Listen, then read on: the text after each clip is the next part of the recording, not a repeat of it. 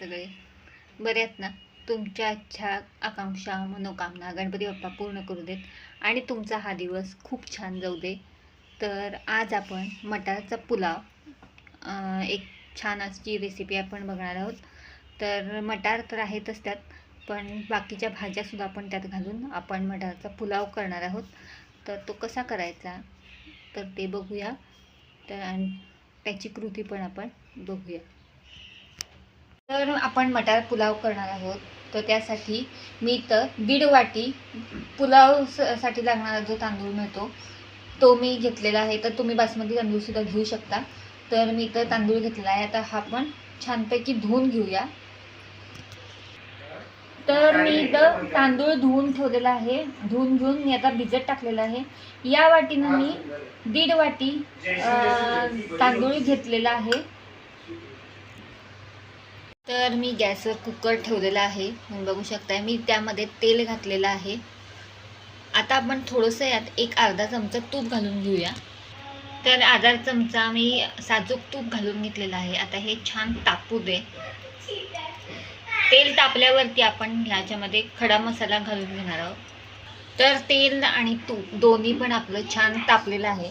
तर यामध्ये आपण तमालपत्र घालून घेऊया. छान तमालपत्र आपलं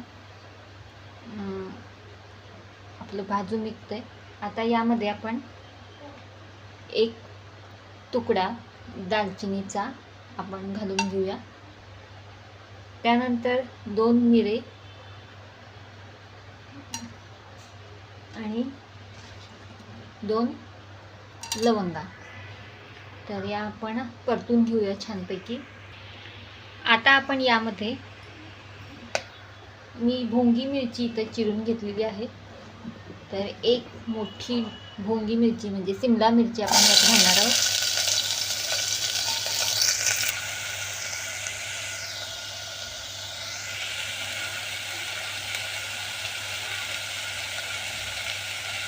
तर यामध्ये आपण मटार घालणार आहोत. मटार घातलेले आहेत.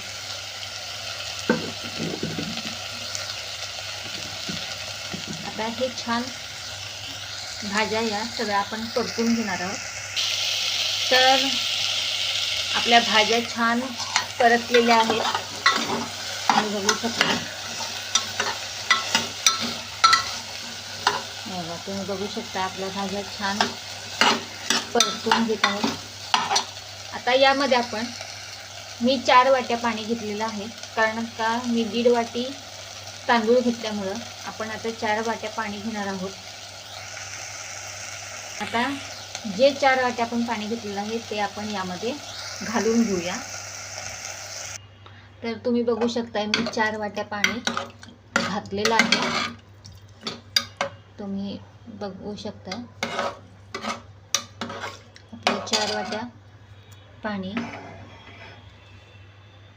घातलेलं आहे आपण.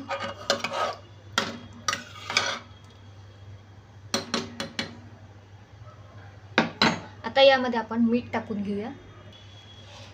तर यामध्ये मी खडे मीठ टाकणार आहे. कारण का खडे मिठांना खूप छान चव येते. तर मी इथं एक अर्धा चमचा किंवा अर्धा आपण थोडंसं आपण आधा म्हणू शकतो तसं आपण मीठ घालून घेणार आहे चवीपुरतं. तर खडे मिठांना खूप छान चव येते. आता आपण यात थोडा गरम मसाला घालून घेऊया. तर अर्धा चमचा मी इथं गरम मसाला घालून घेणार आहे. आता थोडा अर्धा चमचाच आपण आपल्याला लाल तिखट घालणार आहोत. तर मी इथं अर्धा चमचा लाल तिखट घालणार आहे. तर आपण इथं लाल तिखट घालून घेऊया आणि हे छानपैकी आता मिक्स करूया.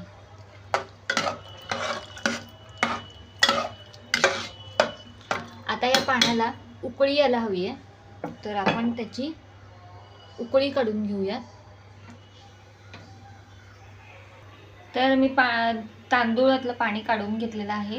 आता हे तांदूळ आपण जेव्हा पाण्याला उकळी येईल त्यावेळेस हे आपण तांदूळ त्यात घालणार आहोत. तर आपला आपलं इथं उकळी आलेली आहे छानपैकी. तर आता आपण यामध्ये तांदूळ घालून घेऊया. तर मी तांदूळ घालून घेतलेले आहेत. आता तुम्ही बघू शकताय, हे बघा तांदूळ मी घातलेले आहेत. आता अजून तांदूळ घातल्यानंतर परत एकदा उकळी यायला पाहिजे, तर आपण त्याला उकळी काढून घेऊया छानपैकी. आता उकळी फुटलेली आहे. आता आपण कुकरचं झाकण लावून घेऊयात आणि जवळपास एक 4-5 शिट्ट्या आपण काढून घेणार आहोत. तर आपला गरमागरम मटार पुलाव तयार आहे. तर कसा वाटला मटार पुलाव? जर आवडला असेल तर लाईक करा, शेअर करा आणि सबस्क्राईब करा. आणि असाच मटार पुलाव गरमागरम तुम्ही पण करून बघा. जर तुम्हाला आवडला असेल, छान झाला असेल तर मला कमेंट करून सांगा कसं झालं आहे ते. तर आपण पुढच्या व्हिडिओमध्ये अशीच एक रेसिपी घेऊन भेटूया. तोपर्यंत धन्यवाद.